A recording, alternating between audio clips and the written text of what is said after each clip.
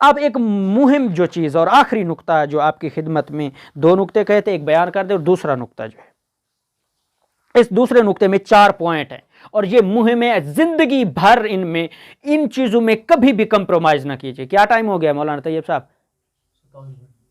چلیں ابھی رہتا ہے جناب، چلیں جی۔ اب جناب یہ 4 نقطے ہم نے بیان کرنے ہیں یہاں پر، جو سب سے زیادہ مہم ہے اور پوری خطابت کا نچوڑ بھی ہے، اور میری اپنی ذاتی زندگی میں جو خطابت کا انداز یا ممبر پر مجالس کا تجربہ ہے، اس میں بھی یہ اس کا نچوڑ ہے، جو آپ زندگی بھر ان چیزوں کو اپنے ذہن نشین کر لیں، جو آپ کے لیے ضروری ہے، میرے لیے ضروری ہے، اور ہر اس اہل ممبر کے لیے، صاحب ممبر کے لیے یہ چیزیں ضروری ہیں۔ سب سے پہلی چیز یہ ہے کہ جناب مثبت پہلو مجلس میں رکھیں ہمیشہ۔ مثبت پہلو سے مراد کیا ہے؟ مثلا جناب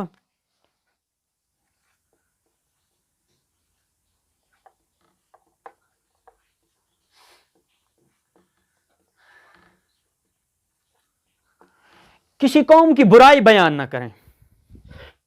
قوم کی برائی جناب کیا؟ مثال کے طور پر آپ کہیں جناب بلتی کو دیکھیں، اس کو تو اردو بولنی نہیں آتی ہے، بلکہ مثبت کیسے؟ اب اس کا ایک برعکس اس کا جناب یہ بتائیں کون سی ایسی مسجد ہے جہاں پر بلتی نہیں ہے؟ یہ مثبت پہلو ہے۔ یعنی نیگیٹو پہلو کیا ہے؟ آپ یہ اپنے ذہن میں لے کے آ رہے ہیں جناب بلتی کو دیکھیں، ان کو تو اردو بولنا نہیں آتی، یہ کی جگہ کا کی جگہ کو لگاتے ہیں، یا مذکر کو مونس، مونس کو مذکر بولتے ہیں، یہ نیگیٹو۔ یعنی کسی بھی قوم کی برائی کبھی بیان نہ کریں، مثبت بات کو بیان کریں۔ جناب بلتیوں کو دیکھیں، کون سی مسجد جہاں پر بلتی نہیں ہے، مثبت بات ہے، ٹھیک ہے نا، اس چیز میں، ٹھیک ہے نا۔ دوسری چیز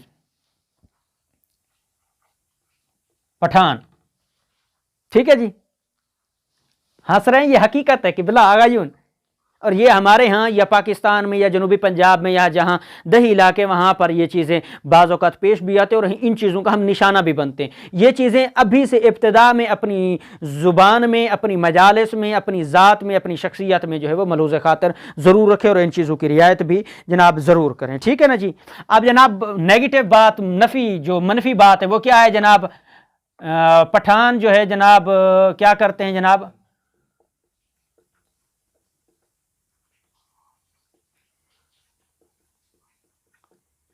قرآن پڑھنا نہیں آتا جی جناب ان کو، یہ کیا ہے؟ منفی بات ہے۔ مثبت بات کیا نکالیں گے جناب؟ کبھی کوئی ایسا پٹھان دکھا دیں کہ جس نے زندگی میں کبھی کوئی پٹھان خیرات لے رہا ہو، کوئی فقیر دکھا دیں، کوئی پٹھان آپ کو فقیر نہیں ملے گا۔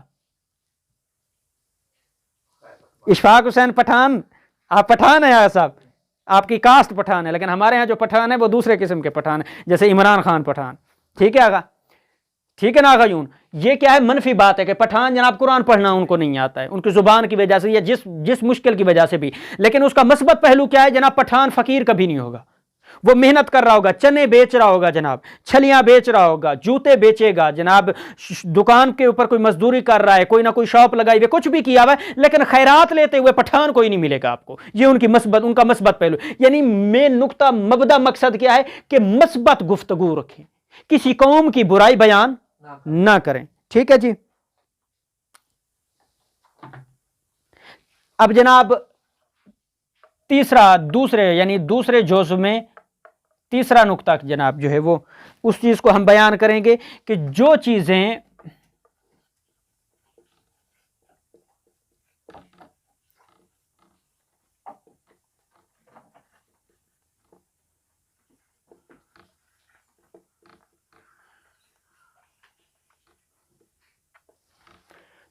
آپ سے مربوط نہیں ہیں، بسم اللہ قبلہ صاحب کو مشکل ہے، جو چیزیں آپ سے مربوط نہیں ہیں ان کو کبھی نہ چھیڑیں جناب۔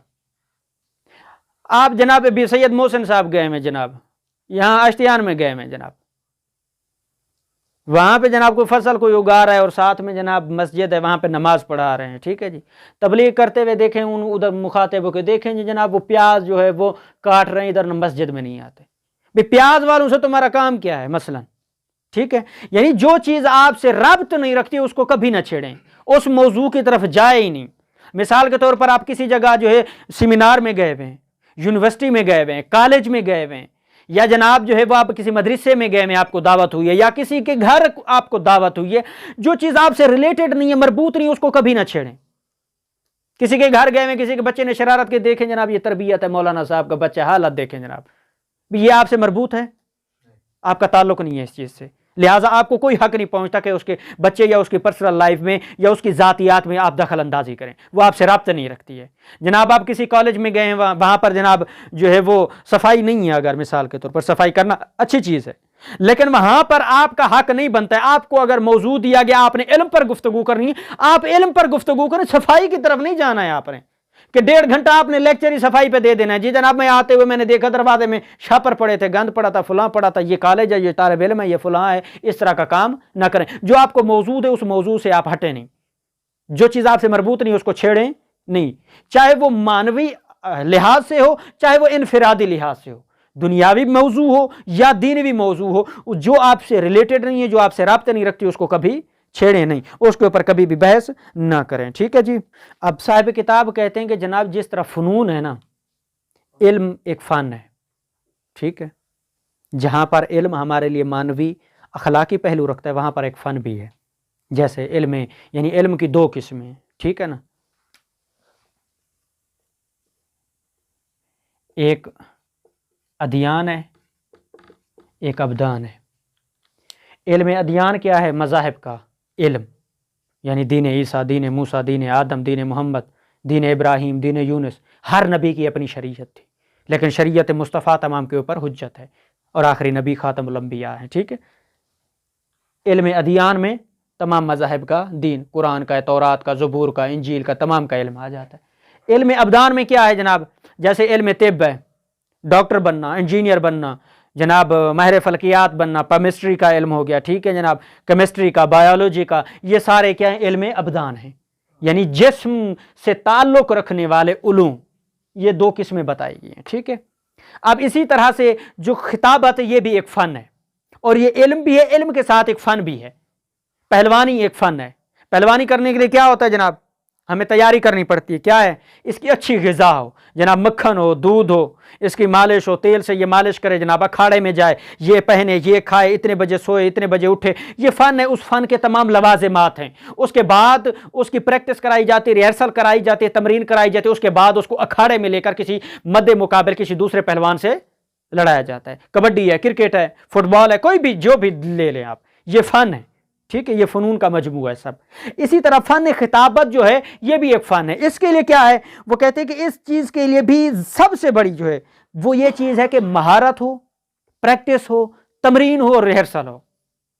وہ کس طرح سے کریں اور کیسے کریں، آخری جو آپ کو نتیجہ دینے لگا وہ چیز جناب یہ ہے کہ جب ہم پریکٹس اور ریہرسل کر رہے ہیں یا مجلس سے سیکھ رہے ہیں، چونکہ پچھلے دروس میں ہم نے ان چیزوں کو ذکر کیا تھا اور آپ لوگوں تک پہنچایا تھا کہ جناب ہم نے مجلس کیسے بنانی ہے، وہ 10 چیزیں، 8 موضوع، پھر 4 جز ہم نے الگ کر کے آپ کو بتائے تھے کہ 10 منٹ 15 منٹ کی ہم نے کیسے بتانی، کیسے اس کو بنانا ہے اور اس کو یاد کیسے کرنا ہے۔ ابھی ہم نے اس کی پریکٹس کیسے کرنی ہے، اس کو یاد کیسے کرنا ہے، اس کی ریہرسل کیسے کرنی ہے، اس کو بیان کریں گے، اور ساتھ میں بین بریکٹ 2 لوگوں کے اعتراض اور ان کے سوالوں کا جواب بھی بیچ میں جو ہے وہ ضرور دینا چاہوں گا۔ ایک جو ہے وہ بہن نے سوال بھی کیا ہے، جو ویڈیو ہم نے اپلوڈ کی تھی اسی درس میں، انہوں نے کہا جی پاکستان میں جو پچھلے درس میں ہم نے ذکر کیا تھا کہ ایک صاحب منبر کے لیے ضروری ہے کہ اس میں ایثار ہو، ایثار یعنی صبر ہو۔ صبر کیا ہو؟ جیسے ہورنواز صاحب کی اور مولانا عباس صاحب کی مثال دی تھی کہ جناب دونوں جو حمزے والی مجلس پڑھنے گئے ہوئے ہیں، اور مولانا عباس جو ہے وہ پہلے آئے ہوئے ہیں اور انہوں نے ہورنواز صاحب کو کہا چلے جی جناب آپ پڑھ لیں، اور عباس صاحب جو ہے وہ غصہ ہو گئے، مثال کے طور پر، ہوتے نہیں ہیں ظاہر، مثلا اگر کوئی غصہ ہو گیا تو یہاں پر ہم نے یہ نقطہ بیان کیا تھا کہ جناب وہاں پر مولانا عباس صاحب کو چاہیے کہ وہ صبر کریں، ٹھیک ہے نا، وہاں پر برداشت کا مادہ اپنے اندر ضرور رکھیں، کوئی مسئلہ نہیں، 10 منٹ 20 منٹ آدھا گھنٹہ لیٹ ہو کے۔ ان کا محترمہ کا سوال اور اعتراض یہ تھا کہ پاکستان میں بڑے بڑے علماء اور بڑے بڑے ذاکرین اور عالم دین جب ان کو کہا جاتا ہے کہ جناب مجلس لیٹ ہے تو وہ ناراض ہو جاتے ہیں، یا بعض اوقات مجلس چھوڑ کے واپس چلے جاتے ہیں۔ ہمارے ہاں پھر وہ کہتے ہیں کہ ہم دوبارہ بھی آپ کے پاس اگر آپ نے بلایا ہم مجلس پڑھنے نہیں آئیں گے۔ کیا آیا یہ درست ہے؟